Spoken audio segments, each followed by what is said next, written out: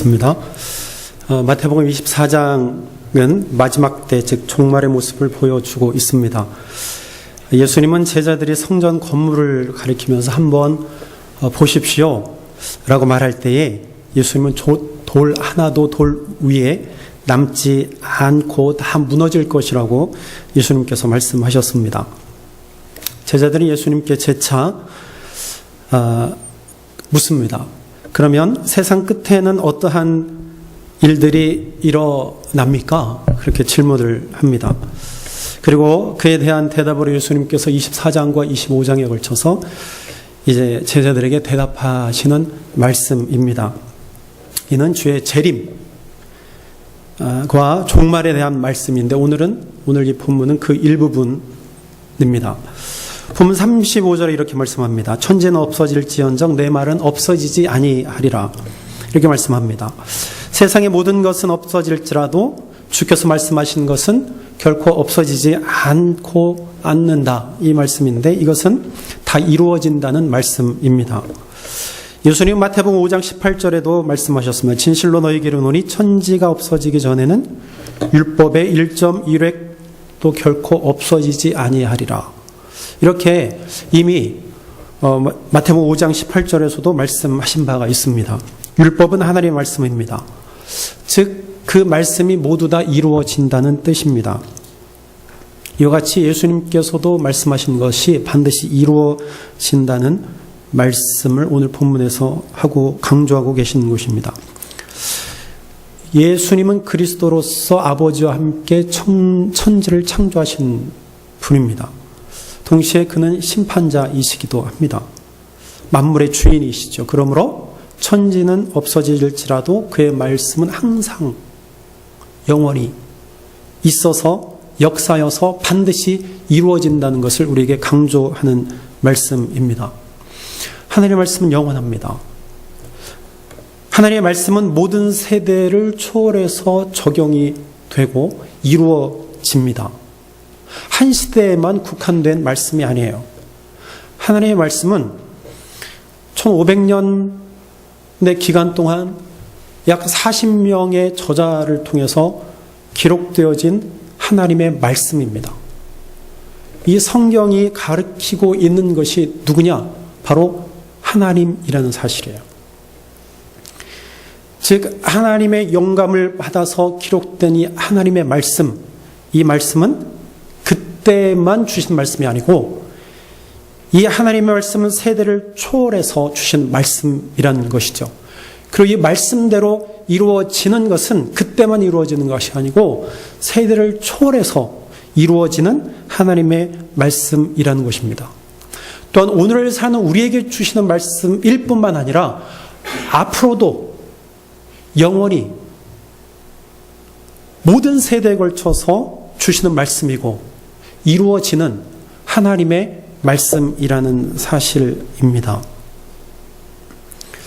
그래서 하나님의 말씀에는 생명이 있다라고 이야기하는 것입니다. 하나님의 말씀에는 생명이 있습니다. 살아서 움직이는 역사의 말씀인 것입니다. 요한일서 1장 1절에 태초부터 있는 생명의 말씀에 관하여는 우리가 들은 바다. 태초부터 있었던 말씀이 생명의 말씀이라고 요한사도는 우리에게 증언합니다. 그의 말씀은 영원합니다. 영원한 하나님의 말씀대로 이루어진다는 사실을 믿고 우리의 삶을 온전히 그분께 맡기며 사는 자가 누구냐? 그리스도인이라는 거예요. 우리가 새벽에 읽고 있는 이사야서에서도 몇 구절에 이런 말씀이 있습니다. 이사야서 45장 23절에 보니까 내가 나를 두고 맹세하기를 내 입에서 공의로운 말이 나왔은즉 돌아오지 아니한다. 이사야 55장 11절에 보니까 이렇게 말씀합니다. 내 입에서 나가는 말도 이와 같이 헛되이 내게로 되돌아오지 아니하고 나의 기뻐하는 뜻을 이루며 내가 보낸 일에 형통함이다. 이사야 59장 21절에 이렇게 말씀합니다. 여호와께서 이르시되 내가 그들과 세운 나의 언약이 이러하니 곧 내 위에 있는 나의 영과 내 입에 둔 나의 말이 이제부터 영원하도록 내 입에서와 내 후손의 입에서와 내 후손의 후손의 입에서 떠나지 아니하리라. 나 여호와의 말이니라. 하나님께서 선포하신 말씀이 헛되이 되돌아오지 않을 것이라고 말씀하십니다. 즉 이 말은 하나님께서 선포하신 말씀은 전부 다 이루어진다는 말씀이에요. 하나님의 아들이시며 모든 능력과 권능이신 예수 그리스도께서 선포하신 말씀 역시 그대로 이루어집니다. 인자가 다시 오실 재림과 종말에 대해서 말씀하신 이 말씀 반드시 이루어집니다. 보면 36절에 그날과 그때는 아무도 모르나니 하늘의 천사들도 아들도 모르고 오직 아버지만 아신다라고 말씀합니다. 여기서 그날과 그때가 바로 주의 재림의 날, 심판의 날, 종말을 가리킵니다. 예수님은 재난의 징조를 가르쳐 주시고 그때를 말씀하시는데 그때가 가장 큰 환난의 때라고 말씀합니다. 그런데 그때와 그 시는 아무도 모르고 오직 아버지만 아신다고 말씀하셨습니다. 왜냐하면 그날이 예수님, 하나님의 아들이신 예수님에게도 알려지지 않았기 때문에 예수님이 그렇게 말씀하신 거예요. 오직 아버지만 아신다. 예수님도 모르고 계십니다. 정확한 시간을 우리가 알 수 없습니다. 그러나 그날과 그때는 반드시 옵니다. 예수님께서 말씀하셨기 때문에.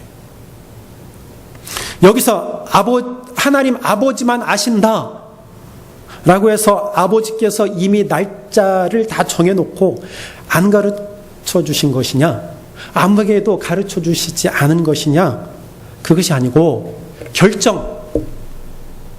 하나님이 결정하신다는 거예요. 즉 그날과 그때의 결정권자는 누구에게 있느냐? 아버지께만 있다는 겁니다. 그래서 하나님께서 그 때를 보시고 때가 이르면, 즉 하나님께서 판단하시고 하나님께서 생각하셨을 그때가 되면 인자가 다시 오게 될 것입니다.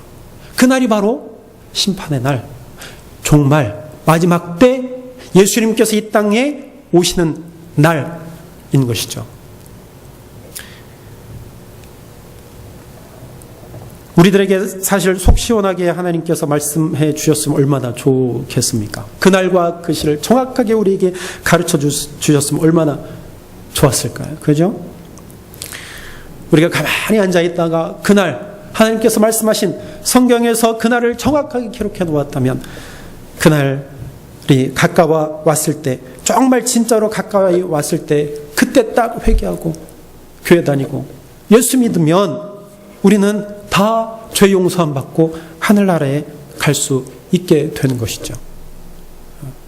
내가 하고 싶은 거 다 하다가 마지막 때가 되어서 내가 회개해서 하나님 앞에 나와서 용서받고 하나님 나라에 들어가면 그 말입니다. 그런데 정확한 시간을 우리에게 말씀하시지 않았습니다. 우리는 그때와 그 시를 우리는 정확하게 알지 못합니다. 그래서 우리는 어떻습니까? 우리의 삶은 날마다, 그리스도인들은요 날마다 긴장의 연속입니다. 이 인간은 연약해서 한치 앞을 내다볼 수 없어요. 내일 일은 알 수 없습니다. 그래서 늘 불안하죠. 걱정입니다. 내가 과연 구원을 받을 수 있을까? 내 믿음이 온전한가? 내 믿음이 제대로 이렇게 성장하고 있는가? 우리는 염려하고 걱정하기도 합니다. 그래서 어떤 사람들은요 억지로 이 말을 해석해서 그날과 시간은 알 수 없지만 연도와 달은 알 수 있다. 그렇게 이야기하기도 합니다. 또 어떠한 무리들은 진짜 그날 그 시간까지 우리가 정확하게 알 수 있습니다. 그래서 많은 사람들을 현혹하기도 합니다. 여러분, 이러한 모든 것들은요 다 거짓말입니다. 다 거짓말이에요. 그런 말에 유혹되거나 현혹되어서는 안 됩니다. 분명히 예수님 우리에게 말씀하셨습니다. 그날과 그 시는 우리가 모른다. 오직 하나님만이 결정하실 수 있는 것을 우리가 알려 하는 것은 다 거짓이다. 우리가 말씀하십니다. 우리가 내일을 알 수 없기 때문에 우리 염려하고 걱정하고 심히 불안하지만 긴장 속에 살아가지만, 그러나 주님은 주의 거룩한 백성들에게 그렇게 살지 않도록 주신 것이 있는데, 그것은 바로 평안입니다. 걱정하고 있는 자들에게 평안하라, 염려하는 자들에게 평안하라, 평안의 복을 주셔서 평안으로 살아가도록 우리에게 은혜를 베풀어 주셨습니다. 이사야 41장 10절에 이렇게 말씀합니다. 두려워하지 말라, 내가 너와 함께함이라. 놀라지 말라, 나는 내 하나님이 됨이라. 내가 너를 굳세게 하리라. 참으로 너를 도와주리라.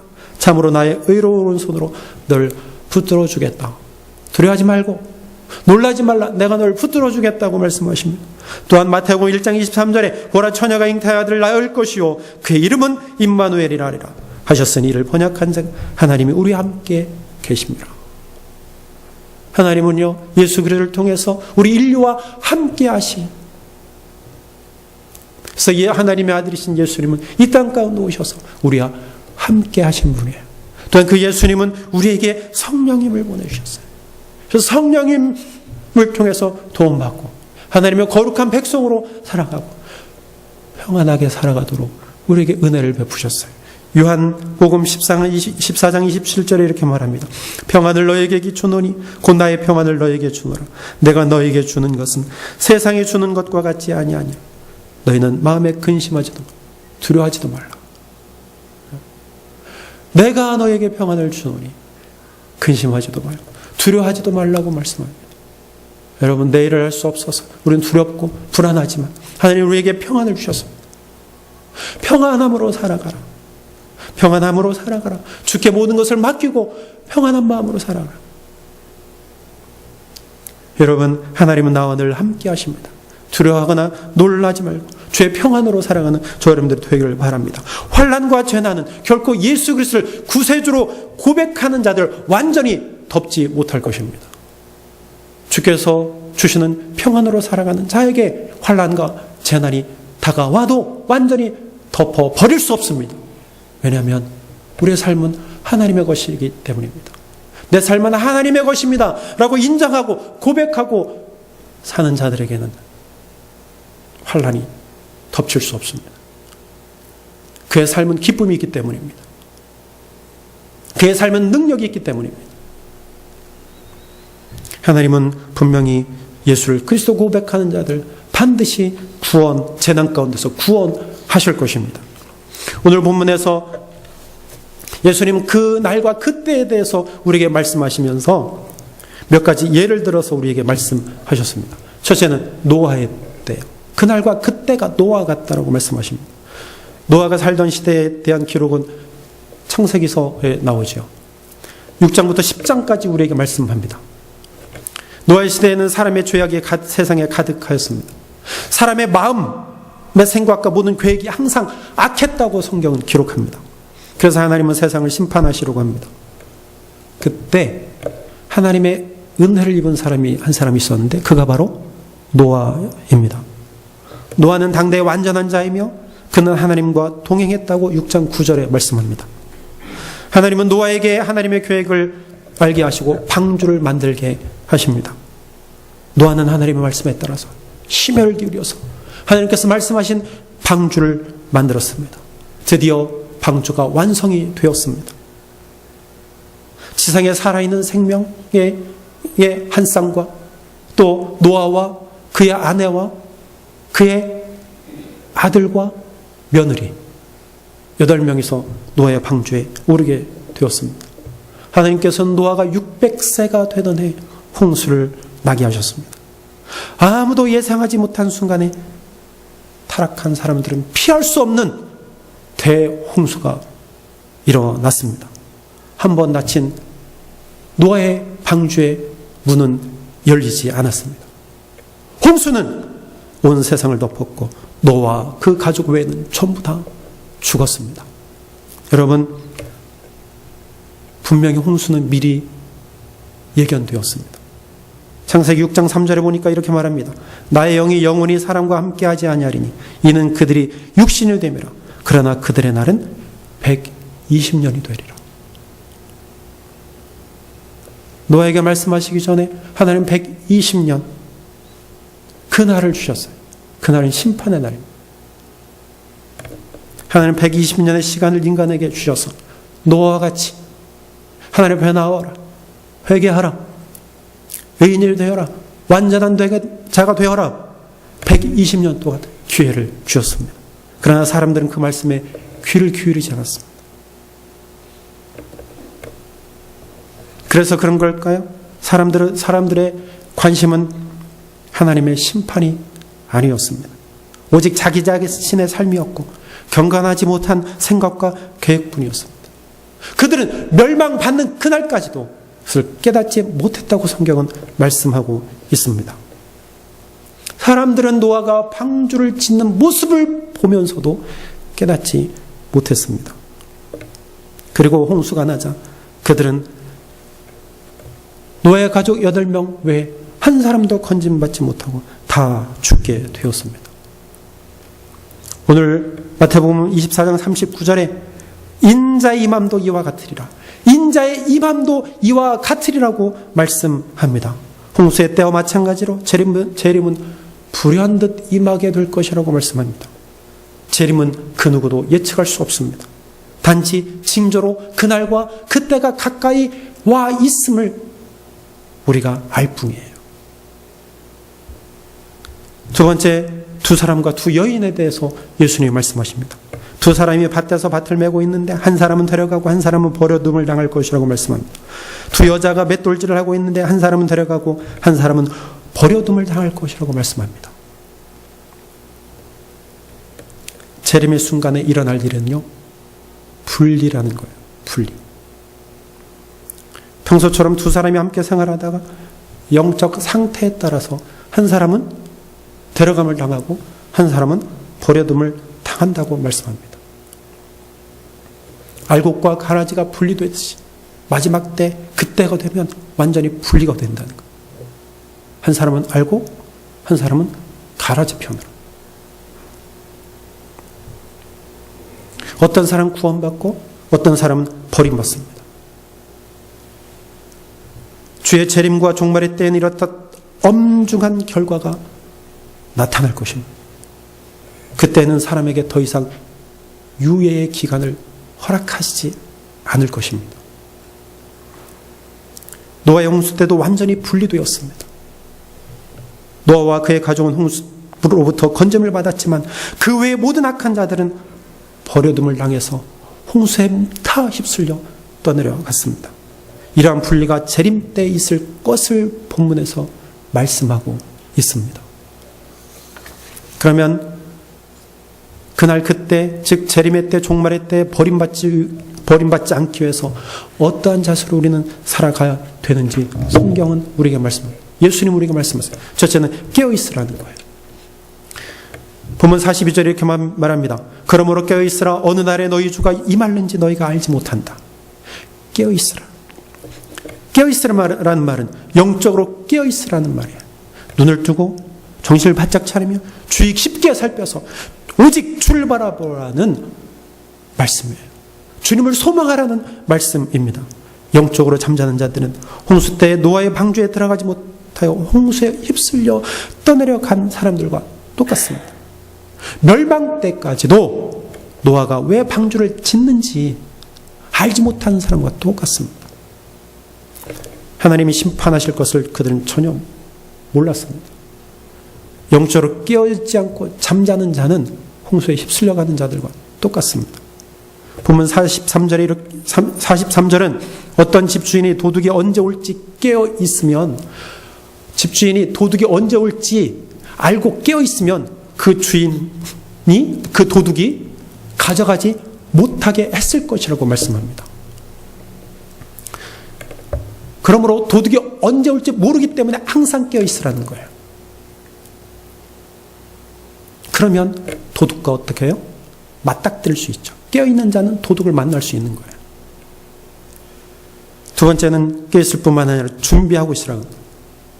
오늘 본문 44절에 이렇게 말합니다. 이러므로 너희도 준비하고 있으라. 생각하지 않은 때 인자가 오리라. 생각하지 않은 때 인자가 오신다고 말씀합니다. 갑자기 오신다는 뜻이죠. 갑자기 오신다는 거예요. 도둑이 오는 것처럼 주의 재림도 갑자기 임하기 때문에 준비하고 있으라고 우리에게 말씀합니다.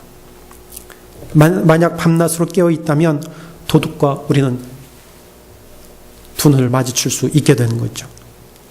이와 같이 그리스도인들이 깨어서 준비해야 한다는 말씀입니다.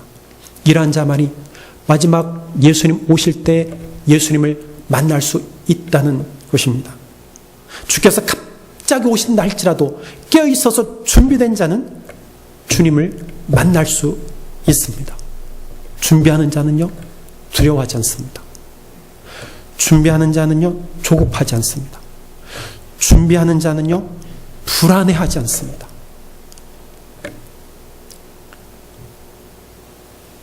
노아가 방주를 열심히 뚝딱 지었던 것처럼 인내를 가지고 준비하는 자는요, 예수님을 만납니다. 노아가 방주를 지을 때 많은 사람의 도움을 받았을까요? 얼마나 많은 사람들이 도와주었을까요? 다 미쳤다고 손가락질하게 했을 거 아니에요. 산 위에다 짓는데. 미쳤다고 손가락질하고 소리치는데 거기 가서 누가 도와주겠습니까? 단지 노아와 그의 아들들, 그의 식구만이 그 노아를 지었을 가능성이 높아요.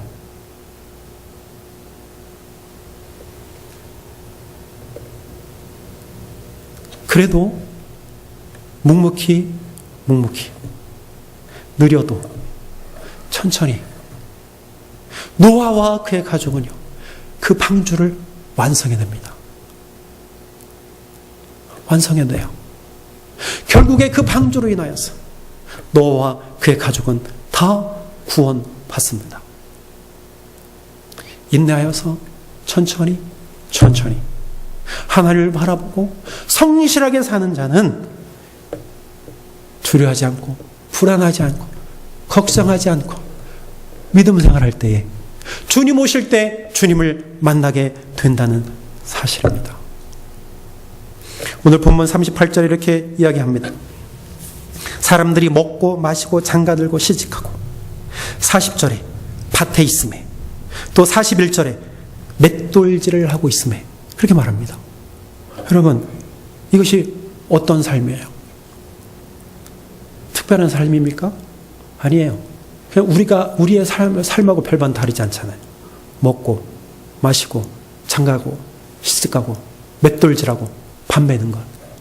우리 일상의 삶의 모습입니다. 내 삶이에요. 내 삶. 평상시의 삶을 어떻게 살아가야 하는지를 분명하게 우리에게 가르쳐 주시는 말씀이라는 거죠. 깨어 준비하는 것은 좁은 의미로 어떤 교회 내지는 교회 공동체적인 삶에만 국한한 것이 아닙니다. 이것은 세상에서의 삶 전체를 포괄하는 일상을 말합니다. 즉 항상 매 순간 깨어서 준비해야 한다는 뜻이에요.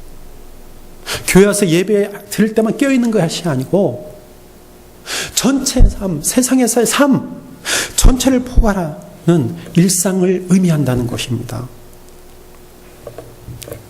그리스도인들은 반드시 이루어질 하나님의 말씀을 의지하여서 그분의 인도하심을 따라 각자에게 주신 십자가를 지고 예수 그리스도를 따르는 삶을 살아가야 합니다. 내가 주인이 되는 것이 아니고 예수님을 주인으로 모시고 사는 생명의 삶을 살아야 합니다. 초대교회 그리스도인들에게도 주의 재림은 큰 관심이었습니다. 그들은 재림이 곧 이루어질 것이라고 생각을 했습니다. 그래서 어떤 사람은 일상을 포기했습니다. 그래서 재림에만 몰두했습니다. 재림 준비한 거죠. 그래서 어떤 사람은 동굴로 들어갔습니다. 그래서 그들의 공동체를 이루며 살았습니다. 또 어떤 사람은 광야로 나아갔습니다. 그래서 광야에서 텐트 치고 그들은 따로 살았습니다. 그래서 재림을 준비하며 살았어요. 또 어떤 사람은 주의 재림이 계속 이루어지지 않자 신앙을 포기하기도 했습니다. 그때 베드로 사도는 베드로후서 3장 9절에 이렇게 말합니다.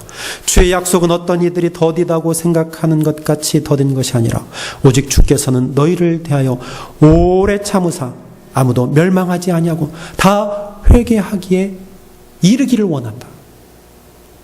베드로가 말씀하신 거예요. 그래서 주의 재림이 더딘 것은 더 많은 사람들을 구원하시기 위해서 하나님께서 오래 참으시는 것이다. 그래서 실망하고 좌절하고 있는 성도들을 위해서 위로의 말씀을 주셨습니다. 여러분, 그날 그때는 주의 재림의 날이며 종말의 때입니다. 예수님께서 그날 말씀하셨기 때문에 그날은 반드시 이루어집니다. 그날은 심판의 날입니다. 우리가 생각할 때 초대교회 성도들처럼 더디 오는 것처럼 여겨집니다. 왜 빨리 오시지 않나? 고대하고 있지만 늘 우리는 그렇지 않은 상황에 우리는 어려워하고 힘들어합니다. 그래서 때로는 넘어지기도 합니다. 초대교회 성도들처럼. 그러나 중요한 것은 그날 그때가 반드시 이루어진다는 사실이에요. 그 결정은 우리가 하는 것이 아니고 하나님이 하신다는 사실이에요. 하나님께서 때가 되면 반드시 인자를 다시 이 세상에 보내실 것입니다. 즉 예수님이 이 세상에 오신다는 사실이에요. 그날은 심판의 날이요, 그날은 종말이고, 그날은 가장 중요한 것이 바로 생명의 완성이 되는 날입니다. 생명이 완성되는 날이에요. 예수를 믿는 거룩한 자들이 다시 오실 예수님과 완전한 생명으로 하나님 나라에 영원히 거하는 날, 그날이 예수님께서 이 땅 가운데 다시 오시는 날입니다. 그날은 도둑같이 임합니다. 그날은 도적같이 임합니다. 이 사실을 믿고 일상의 삶에서 하나님의 능력을 내가 나타내고 하나님의 말씀의 능력을 누리는 그러한 삶을 살아가야 하는데 그 자가 바로 깨어있어 준비하는 자입니다. 일상의 삶에서 하나님의 말씀의 능력을 나타내고 그것을 누리며 사는 자, 그 자가 깨어있는 자요, 준비하는 자입니다. 주의 재림을 믿는 자는 데려감을 당하지만 주의 재림을 믿지 않은 자는 버려둠을 당할 것입니다. 이것은 제 말이 아니고 예수님의 말씀입니다. 그러므로 반드시 그날은 이루어집니다. 아무리 두 사람이 하나의 맷돌 손잡이를 잡고 돌리는 가까운 사이라 할지라도 절대 생명 앞에서는 영혼의 상태가 서로 다르다면 함께 할 수 없습니다.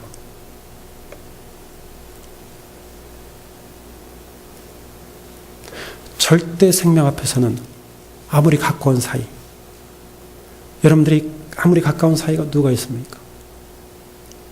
가까이 앉아있는 사람이 영혼의 상태가 다르다면 분명히 분리가 돼요. 한 사람은 틀림받고 한 사람은 버림받을 것입니다. 깨어 준비합시다. 항상 깨어 준비합시다. 그래야 생명이 완성되는 그날 그때, 즉 주님을 맞이할 수 있습니다. 저 여러분들은 삶의 현장에서 항상 깨어있기를 바랍니다.